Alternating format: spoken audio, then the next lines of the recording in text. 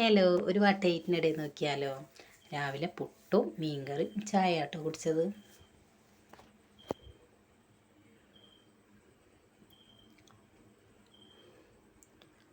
ഉച്ചയ്ക്ക് മീൻകറി, മീൻ വറുത്തത്, മുരിങ്ങയിലപ്പേരി.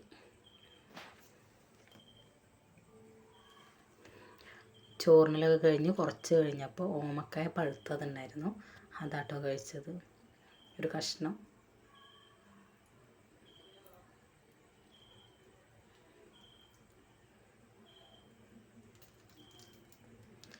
പിന്നെ 4 മണിയൊക്കെ ആയപ്പോൾ പുറത്ത് പോയിട്ടുണ്ടായിരുന്നു, അപ്പോൾ ഒരു അവിൽ മിൽക്ക് കഴിച്ചു.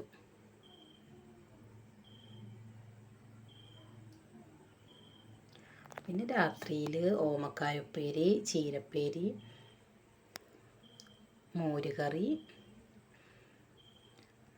മീൻ വറുത്തത്.